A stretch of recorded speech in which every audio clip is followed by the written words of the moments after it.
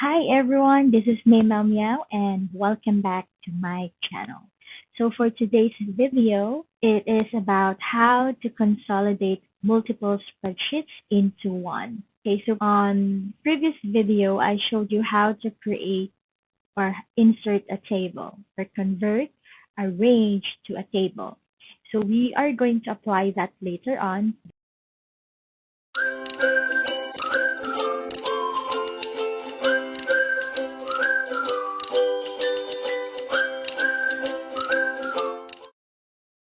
So to summarize and report results from separate worksheets, you can consolidate data from each sheet into a master worksheet. The sheets can be in the same workbook as the master worksheet or in other workbooks. So when you consolidate data, so you assemble data so that you can more easily update and aggregate as necessary. So if you are a reports analyst or a data analyst, so if you frequently consolidate data, then it might help to create new worksheets from a worksheet template that uses a consistent layout. So on the video, on the demonstration later on, we will have to assemble or transform our data into a layout that is consistent. So the tip here, what you should be reminded is there should be consistency of layout across your worksheets. So there are two ways to consolidate data, either by position or by category. So consolidation by position, it's the data in the source areas has the same order, uses the same labels, and this method consolidates data from a series of worksheets such as departmental budget, worksheets that have been created from the same template. Consolidation by category, when the data in the source areas is not arranged in the same order, but uses the same labels.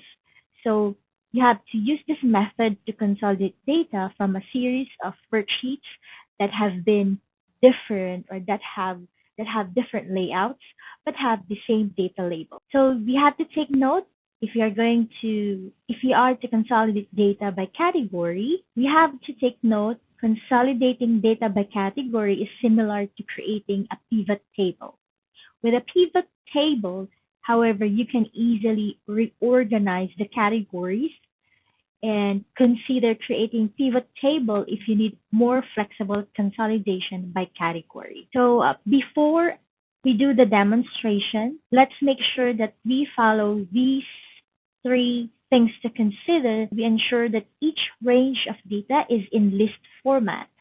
Each column must have label or a header in the first row and contain similar data. There must be no blank rows or columns anywhere in the list. So also, we need to put each range on a separate worksheet, but don't enter anything in the master worksheet where you want to plan to consolidate the data. So Excel will do this for you. Ensure that each range has the same layout.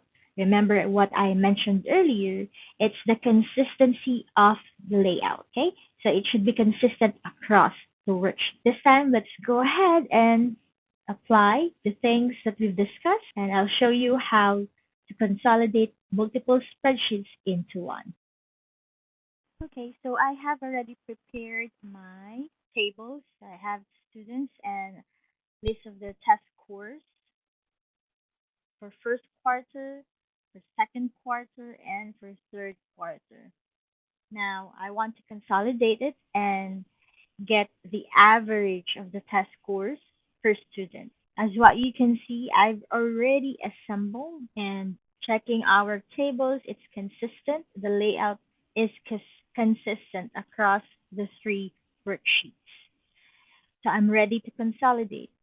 So the first thing that I'll do is go to the worksheet where I will dump the data. So on your data tab, go to consolidate. So I have here function. So remember, these steps that I'm showing are only applicable to numerical values. So consolidating using the consolidate function in the data tab is only applicable for consolidating numerical values. All right. So I want to get the average of the three worksheets. Now, let's get the reference. So let's click on this one and let's get our first table arranged and then click enter. The next thing I'll have to do is to add this range or reference. And then let's move on to the second worksheet. So as what you can see, it's already pre-selected. All I need to do is to add it, then move on to the third worksheet and then just add it.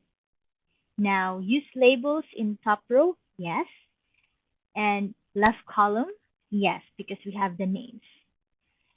And for create links to source data, this is if we want our data to be dynamic.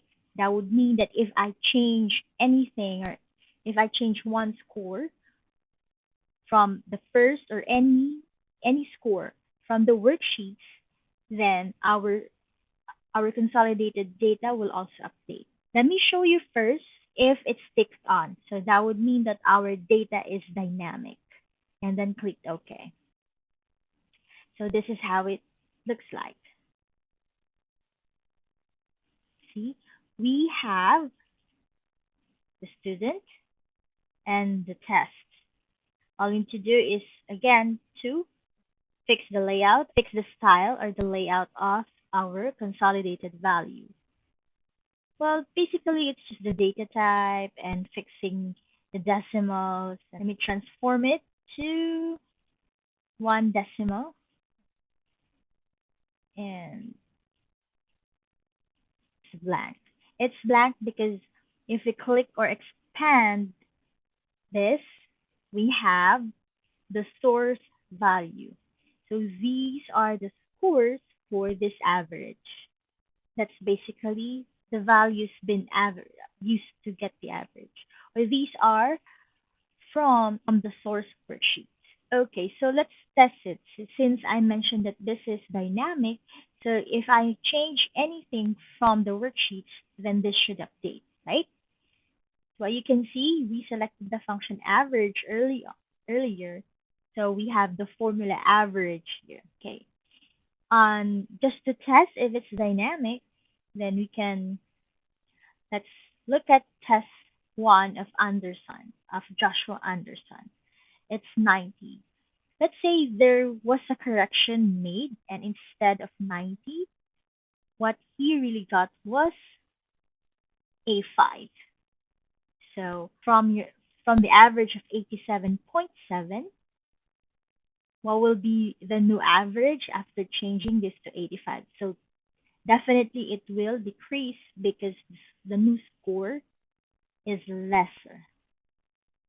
Okay, and let's take a look. So now it's 86. Let's take a look at the value from here. So it's now 85. How about, let's see another one, this one. So let's make a correction. Instead, he got 95. Will we get this updated on our consolidated data?